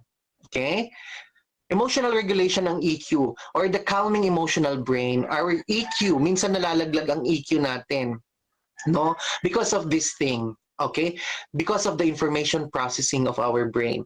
Number one, look at the left side of your screen. It says there, calm state. When your mind and brain is calm, okay, ang nangyayari po sa information processing kapag nakakita siya ng emotional stimulus, no? At saka sensation, pupunta yung information sa ating thalamus. Pagkatapos pupunta siya sa thinking part ng ating brain, which is the cortex, and the amygdala, which is the feeling part of the brain. And lastly, it will give you emotional response or behavior or action. So in short, these are stimulus na ini-interpret. Ganito magtrabaho ang brain po natin. Okay, so ngayon, binigyan ka halimbawa ng isang pasyente mo sa sa hospital, no, na gumaling from COVID, di ba? Ang saya-saya mo. Then nagpasalamat siya sa iyo, tapos may pakimkim pa, di ba? So sobrang saya mo, pupunta yung emotions ay yung signal sa ating thalamus and thinking part of the brain. So mag-iisip siya, ay ang bait naman nito, I'm so happy. Ito na yung I'm so happy, pupunta sa amygdala natin para sa kanya. Kaya ang response mo, yayakapin mo siya at magpapasalamat siya. Kung calm state yung utak natin. However, kapag stress po tayo at angry, galit po tayo, nagbabago po ang information processing. Okay? Ang mangyayari, emotional status, thalamus, pero ang nangyayari, nasa-shortcut po siya. So from thalamus, yung information pupunta sa feeling amygdala, okay? Pupunta ka agad sa feeling without thinking na nawawala na yung thinking part natin. Kaya nagkakaroon tayo ng behavior na negative kasi nawawala yung thinking part natin. Kaya ang tawag po dyan ay amygdala hijacking. Na-hijack yung amygdala. Okay? Yan po ay karaniwan, lahat po tayo ay biktima. Pagpasok mo pa lang doon sa ospital, sa nurses station, meron ka lang nakita, galit ka na kaagad. Hindi ka man lang nag-isip. Tapos maya-maya, may guilt feeling ka nang nararamdaman. At yung guilt feeling na ito mararamdaman mo hanggang matapos ang duty mo, ay distress ka na ng bonggang-bongga. Okay? Kaya ang emotional response mo, buhol duty mo, nakasimangot ka. Diba? So, sinong lugi? Ikaw. Kasi inalaw mo na ma-amygdala hijack ka. Okay? Yung mga nanay, pagpunta sa bahay, nakita yung anak, no? Walang ginagawa kundi mag-ML, na hijack ka agad. Pero hindi man lang nagtanong. Pero nasabi niya, hindi mo lang ginagawa yung module mo. Tapos nung sinabi ng anak na nagawa na yung module niya, kaya siya nag-ML, ngayon nakokonsensya siya, paano bumawi, paano mag-undo. O di ba? So, hijacking. Okay? Na-amygdala hijack tayo. Next, anong dapat natin gawin? Focus on the things that you can control. This is very important, nurses. My fellow nurses, focus on the things that you can control. You cannot control the patient's condition. You cannot no longer control what will happen next to the patient as long as you're doing what's your job. You cannot control the emotion of other people, the way they talk. You cannot control your colleagues. You cannot control your families here in the Philippines. You cannot control your teachers, your boss. No, you cannot control all those external factors. What you can control only is your emotion and your behavior. Okay, so if you have the power to control your emotion and behavior, if you see and you experience na yung experience na yun is a negative, yung experience na yun is external factor, you have to say and remind yourself that, oh, this is external factors. In yourself, you have to protect a space for yourself, a free space that nobody, even your closest friends or relatives, can penetrate that space. Okay? Do not allow them to penetrate that space because that is yourself. Okay? Now, in responding to those external stressors, you have to, of course, control control your emotion and your behavior. So if it's the external factor pala, okay, fine. Salita ka lang dyan ng salita. Okay, gagawin ko lang yung work ko and I have to focus on my work. Okay, control. No? Focus on the things that you can control. Okay? Kapag masyado kang immersed sa news, okay? Wag masyado. Okay? Not too much. It's okay to know about the news, but to be immersed about the news, hindi na po nakakatulong yan sa mental state po natin. Okay? So you have to control your mind as well. Practice controlling your mind kasi mind is so powerful. Next, having a sense of purpose and mission and vocation. As a nurse, life's most persistent and urgent question is that what are you doing for others, right? And there's no question about nurses. What are you looking for others, according to Martin Luther King? Nurses are people who are very compassionate, no? Hindi umaangal, kaya gustong-gusto ng ibang bansa. Hindi umaangal, na masipag, no? So these are characters, and na-embody na natin yan. We have the TLC, no? It's a cliche, however, still, no? We are known for our TLC as Filipino nurses. So wag nating baguhin yan. Because at the end, what are you doing for others still is the question. And doing this will make and create a positive, of course may mga positive pa naman tayo, positive hormones naman tayo sa katawan natin. And if we do this one, malilesen, ma-overcome natin yung stress natin because nag-release ng happy hormones naman yung ating ang ating katawan, which is the DOSE, no? D-O-S-E, no? Dopamine, oxytocin, serotonin, and endorphin, if I'm right, if I'm not mistaken, no? Those are the happy hormones natin. Okay? Next, make your position a mission. Make your position a mission, not an intermission. Okay? So because others, my God, ngayong pandemic, oh my God, dito natin makikita kung sino talaga yung totoong tao sa buhay natin. Dito natin makikita kung sino talaga yung politiko and mga statesman. Because others make their position as an intermission. Okay? Okay. Next, inspire and be inspired. Unlock the God-given talents and potentials. Therapeutic and great distraction. Okay, let's unlock your given talents, no? Pag wala kang ginagawa, off mo, ang gawin mo, this is the perfect time for you to do the virgin activities. Magpaka-virgin ka. Hindi, joke lang. You do the virgin activities in a sense na yung mga activities na hindi mo pa nagagawa na gusto mong gawin, or like for example, if you don't play the violin, then play the violin, play the piano, di ba? But do not play with boys or girls, hindi, joke lang, no? And of course, doing these God-given talents and unlocking these potentials, you are creating a therapeutic effect to yourself, which increases the happy hormones also, overcoming the stress hormones, which is the cortisol, kasi yun yung iniiwasan natin. So as our mind will be calmer, and nakita nyo naman yung effect ng increased cortisol sa ating katawan. And of course, it can be a great distraction sa mga iniisip natin. You are distracting the brain. Yun yung sinasabi ko kanina, if you are stressed, do the finger exercise. Then, kasi ang nakaprogram sa utak mo, kapag ginaganito mo yung mga fingers mo, ibig sabihin you're relaxing. Okay? Kaya the next time around na ginalaw mo yung fingers mo, ayan, sasabihin niya, nag-relax siya. Okay? So, kaya yung sinatawag natin na hugging a tree. It's not actually the tree that is therapeutic, no? The action of hugging. Because hindi po nakikita ng mind and brain natin, hindi interpret kung sino yung kayakap natin. Ang nakinikita niya, dinidetect niya, is yung muscles na gumagalaw, na naka-record sa kanya nang may kayakap tayo at nagkaroon ng nag-release ng happy hormones. Okay? Hindi rin po yung halaman ang nagkapagbibigay sa atin ng saya. No? When we are tense and anxious, then magtatanim tayo. Kundi yung pagbungkal sa lupa. Kasi we are transferring the energy, our negative energy, sa lupa. Your strength na hindi nagagamit. So instead of thinking and overthinking, use of this thing, of this creative juices na na-create kapag anxious tayo in something positive. So, yung mga iba nagtanim, yung iba nagnakaw ng tanim, o di ba gagaling talaga ng mga Pilipino? O yung iba, ang daming ang daming yung gulay sa amin, ginawang pinakamahal na halaman, no? Yung mga ganung bagay ba? No? Just kidding aside, those are the things that you can do. You have to reinvent yourself always. Inspire before you retire as a nurses. Yun lang lagi kong sinasabi ng aking mentor, naman si Ma'am Rufina Abul. No? You have to inspire before you retire. Inspire before you expire. Alam nyo yan. Diba? Kapag makapag-endorse tayo, parang natural na lang ang word na expire. Ayun, expired na siya. Diba? Wala na yung apathy, no? Naging apathy na. Okay, inspire before you retire. Expire.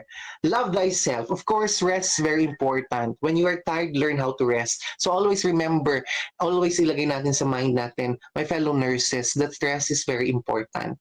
Okay, sleep is very important as well. You know, 85% according to studies, 85% po ng cause ng mental illness, mental disorders are lack of sleep. Then of course, exercise increases your happy hormones. Observe self-care practices. Of course, the first person to appreciate yourself is yourself. So love yourself. Self-care is the best care. Okay? Self-care. Kahit anong sabihin ng iba, excuse me, I'm doing my self-care. Can you please respect my private space? You're invading my private space. Thank you for respecting it. Ganun ang gawin nyo. Okay, communicate yourself properly. Okay, wag pagalit. No? Alam natin yung emosyon natin, minsan hindi tayo nagiging mindful. So if you want to express something and communicate your emotion, you must have to express it properly. Okay, because sometimes nakita ninyo, magsigawan sa ward, ang ichichismis ng ibang nurses at mga ibang kasama doon is hindi yung mga point ng bawat isa, kundi ang sasabihin nila at yung kikwento nila ay yung nagsigawan sila. O di ba? So mas yun ang namamagnify ng brain, namamagnify ng mind, yung negative. Okay? Self-care. Communicate properly your emotions. Exercise, of course. Ayan. Adequate sleep, as I told you earlier. Earthing and nature treating. Forest bathing is important kasi according to studies, no, forest bathing earthing help you to be grounded. So we have the grounding techniques, no, the 5 4 3 2 1 technique, no, na you have to 5 things that you can touch, 4 things that you can see, 3 things that you can smell yata yon. I'm not sure. I'm so sorry. 2 things that you can 2 things that you can feel, and 1 thing that you can, 1 person that you can taste. Hindi, joke lang. 1 thing that you can taste. Okay, so those are the grounding technique. It brings back to you the reality. Okay, sorry sa mga joke ko ha, kasi alam ko mga nurses tayong lahat. Open-minded tayo, di ba? Okay, next. Check your lifestyle issues, o di ba? Baka naman akala mo anxiety, pero pag uminom ka ng kape dahil sa duty, Starbucks na nga, ang taas ng caffeine, tapos isang drum pa, o natural, di ba? Alam mo naman yung epekto niyan, di ba? Minsan yung mga nurses din, nag-self-diagnose, no? Okay, check your lifestyle issues, no? Lifestyle issues, o lagi kang nag-Starbucks, tapos may stress ka dahil credit card ka ng credit card, wala ka na ba man pambayad, o di ba? Nag-stress buying ka sa Shopee, ganun yung phone mo. Habang nag-duty ka, aliw na aliw ka. Nung nagkaroon na ng billing statement, na-stress ka. So, check your lifestyle. Okay? Next. Laughter is the best medicine. You know, I believe in this, no? Because sabi ko nga kanina, it's the muscle that detects, your brain detects the muscle that's moving. It's not what is funny. No? So it increases your happy hormones. Laugh out your mistakes. Nobody's perfect. Find humor in things. Find humor in things, please. Okay? Find humor in things. Kasi it's the nature of the mind to create negativity. So you have to counter our mind. Okay. Be informed but not immersed, as I told you earlier, because you'll be sensibility, don't be gullible, know the facts. Dahil ang daming fake news ngayon.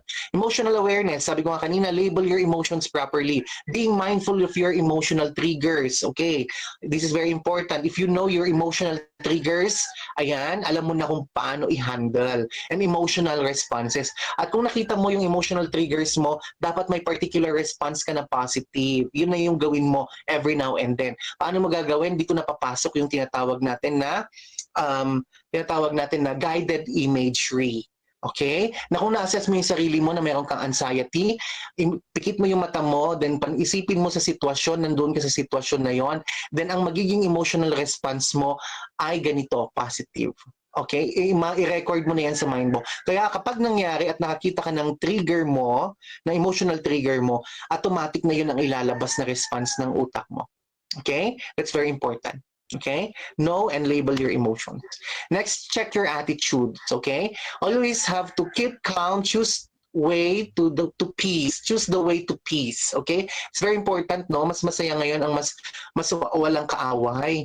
Sa ang dami-daming kaaway, no? So choose your battles wisely. Okay? Battles spelled as B-A, not B-O, no? Hindi yan bote, okay? Battles wisely. Not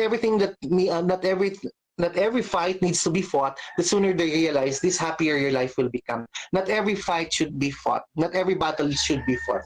Choose your battles. Okay? Choose your battles. Okay? Of course, nutrition, I don't have to emphasize on this, but I would just like to mention about alcohol. It can cause depression, di ba, after. And of course, caffeine. No? And of course, sugar yung diet natin, no? Sugar is known as a food for carcinogens, no? And of course, connect with yourself, no? With God and others. Communicate and reach out. This is very important. Whatever happening in your life right now, you must have to connect I don't care about religion do you belong. What I care most is that you believe that there is a supreme being guiding you and talking to your conscience.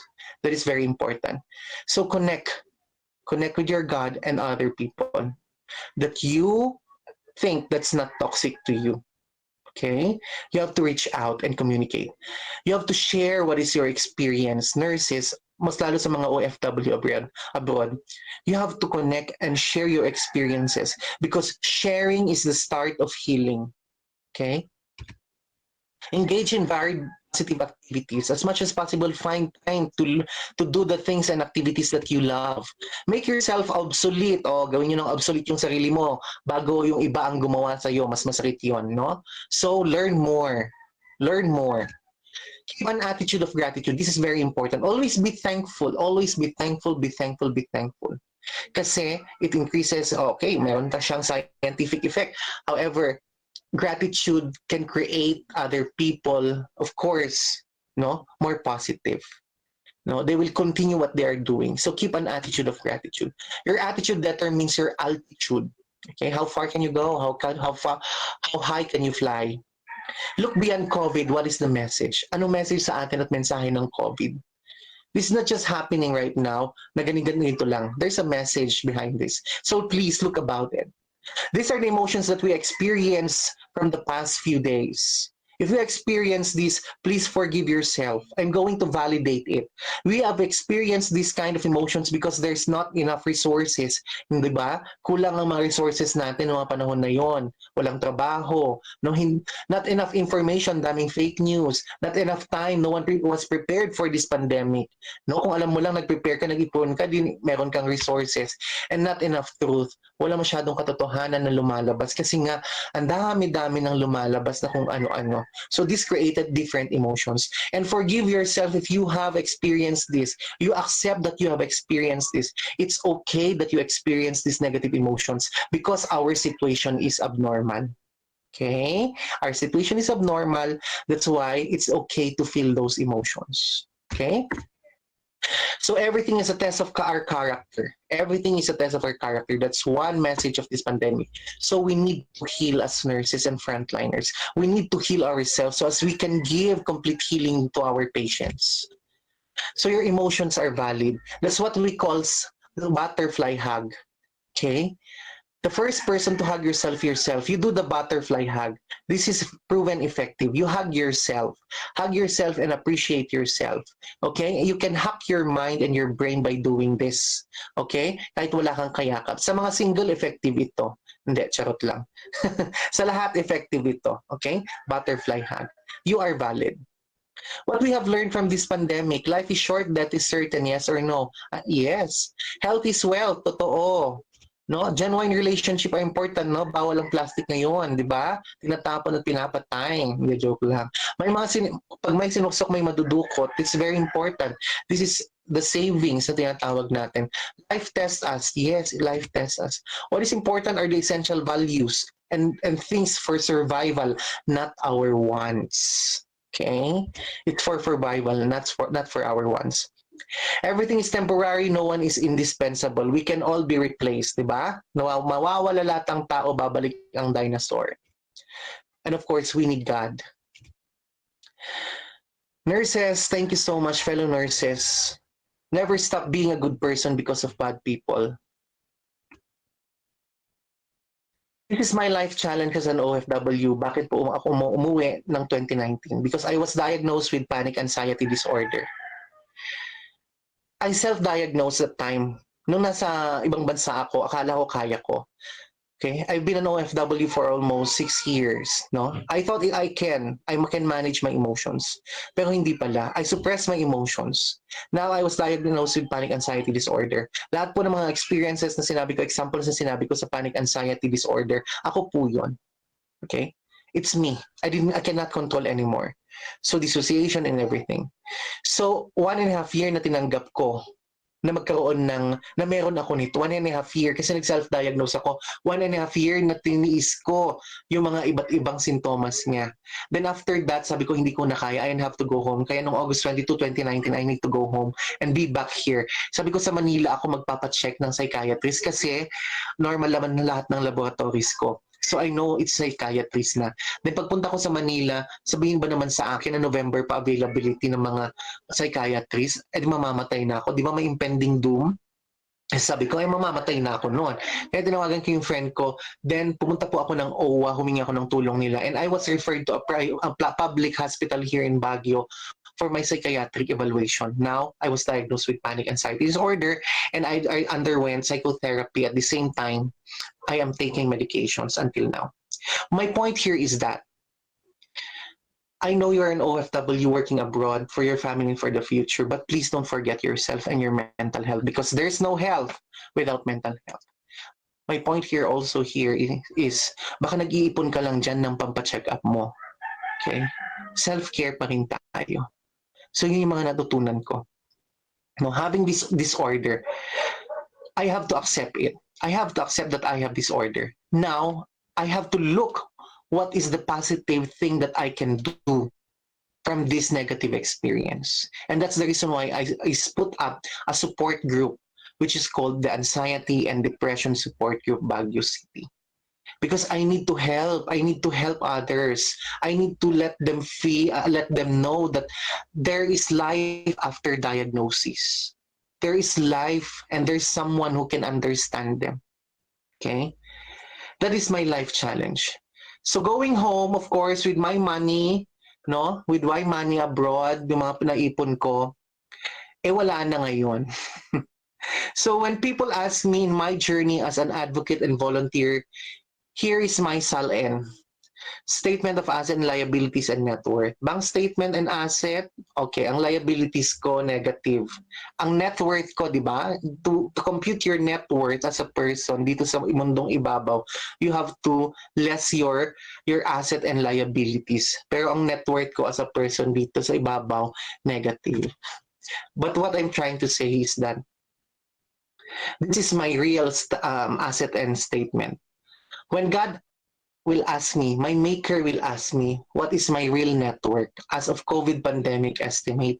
I have talked to more than 300 people with regards to mental health. More than 10 people was rescued. I rescued 10 people during pandemic. More than 40 schools or plus ngayon, hindi pa naidagdag, and offices visited for mental health talks. More than 20 patients assisted.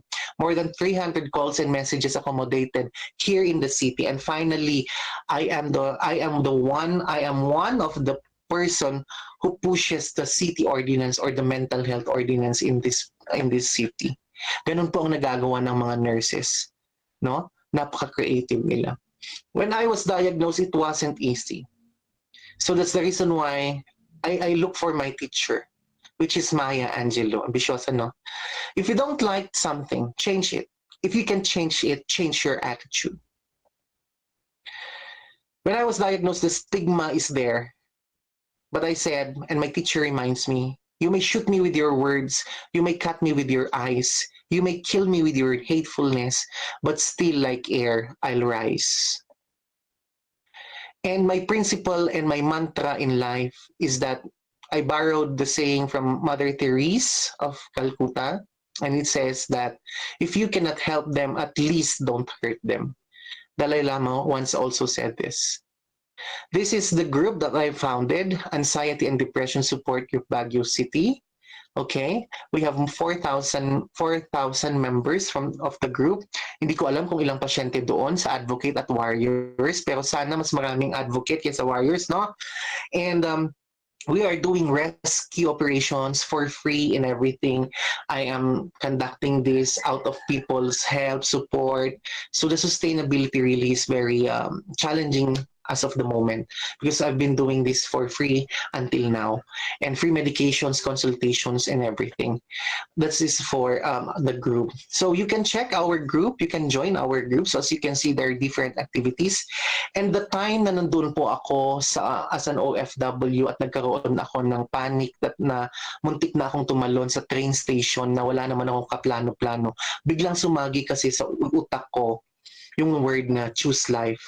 Kaya sabi ko, hindi naman ako magpapakamatay, pero bakit sumagi sa isip ko yung choose life, choose life. So ngayon naintindihan ko na. I have to choose life to be the life of others who are trying to survive in their emotional adversities. That's why, choose life. Kaya po, mga nurses, fellow nurses, saludo po ako sa inyo. Maraming salamat po sa PWU nurses, graduate nurses, sa mga staff and management. Thank you for your time and listening. Of course, I would like to credit my professor, Rufina Abul, Philippine Mental Health, and of course, the different mental health organizations that is helping me until now. And the source of my slide, which is World Health Organization, some of my slide. Thank you. Inhale, exhale. God bless everyone.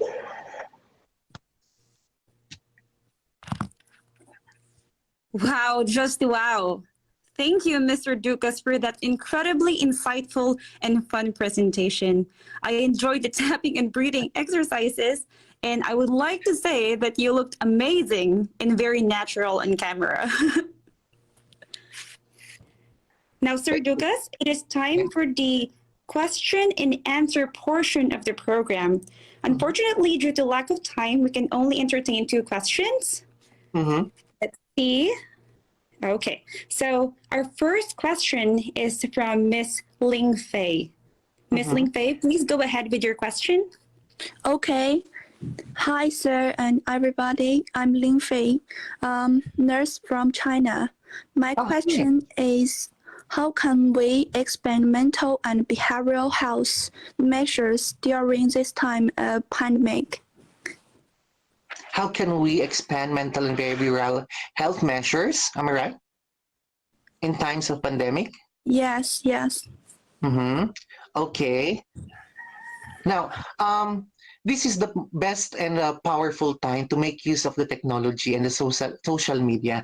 And this is very because due to lockdown, quarantines, and everything, no, this is the best measure and the best time for us to expand mental health and behavioral health measures. No, we can continuously the social media to communicate, provide information, and even do the telecounseling. So I think that's the best thing to do to expand mental and behavioral health measures in time of pandemic. You know what? My last country, I've been in China. Yes, thank you.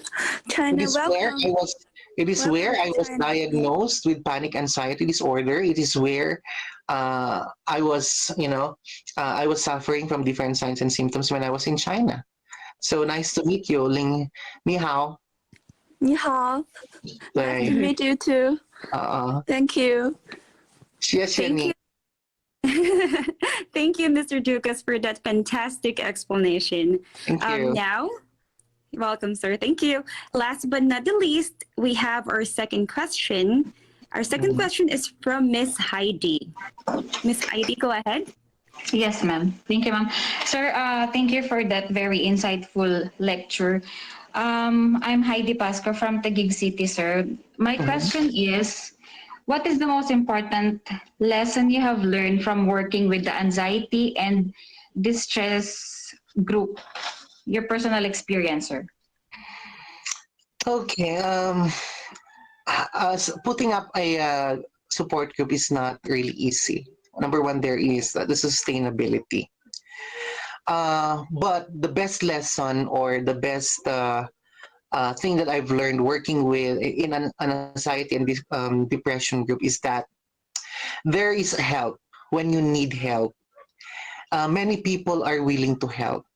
And Sometimes they say it's a prank, but do not expect too much, no? Especially from people whom you think you're supposed to be with in times of you need them, no? So minsan ganon, no? Akala mo sila yung tutulong pero hindi. But the thing there is that you're still the passion, your passion to help and continue your advocacy is very important. And one thing that I've learned is that if you have the pure and genuine intentions, God will never think twice. The Maker will never think twice to give you the thing that you are asking for. That's the reason why we're still surviving. We will survive and it will continue hanggat mawala lahat ng mga mental disorders or illness sa atin. That's my wish. Suntok sa buwan pero malay mo pwede nga naman. Thank you so much for the question. Again, thank you, Mr. Ducas, for your very educational and heartfelt answer. Thank you, sir. And also, sir, thank you for generously answering all the questions. It has been an incredible learning experience, and I'm sure that everyone would agree with me when I say that you did a remarkable job with discoursing today's topic. Thank you. Welcome, sir. Thank you. And I do have something that I would like to add, a personal message from me. Mr. Ducas, I would like to personally thank you for what you do for others, how you touch people's lives and turn them around. Listening to you today, I feel new hope for humanity and how kindness and selfishness can change the world, one person at a time. It was indeed an honor having you here with us today, and we wish you all the best, especially in continuing what you have started as the founder and coordinator of the Anxiety and Depression Support Group in Baguio City, Philippines. Before we carry on to the closing part of the program, is there anything else you would like to talk about or share with us, Mr. Ducas? I would like to encourage everyone, for those people who would like to help the group, that we can join the group Anxiety and Depression. My life was just aired by Miss Angel Locsin sa Ibayan program in ABS-CBN, and you can watch that episode about mental health, and I was there together with Miss Angel Locsin, and we're asking for those kind people who would like to help us. So just contact me personally, PM me personally, or Ma'am Leds can help us. Ma'am Leds maybe can help us, or the management of PWU. And of course, thank you so much, participants. Let's continue advocating mental health, because there's no face when it comes to mental disorder.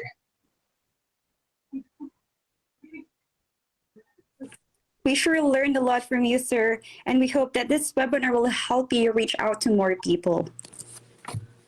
Thank you, sir. Thank you, everyone, for staying with us. We are now at the awarding part of the program. We would like to award the certificate of appreciation to Mr. Ricky B. Ducas Jr., RN Man, PhD, in sincerest gratitude for his selfless and commendable service rendered as the resource speaker during the conduct of the webinar entitled Managing Psychosocial Stress in Time of COVID-19 Pandemic. The certificate is awarded on this day, March 6, 2021, at the Philippine Women's University in Manila, Philippines. Signed by Mr. Angelo A. Bunagan, RN Man, our BCNG 521 class professor, and Dean Minerva B. De Ala, RN, Doctor of Education. The program is now coming to an end. That being so, we would like to express our gratitude by thanking you all for embracing today's program with us. We treasure it because without your support, this would not have been possible. Also, we will be beyond grateful if you can extend your generosity by leaving us a feedback. Your time and effort are truly appreciated. As a final message, we genuinely hope that you enjoyed and learned from our webinar. Again, my name is Mary Shane Kyoge Flaherty, and on behalf of my class, we wish you all a blessed day and all the best in your future endeavors. Thank you. Thank you, Mr. Ducas.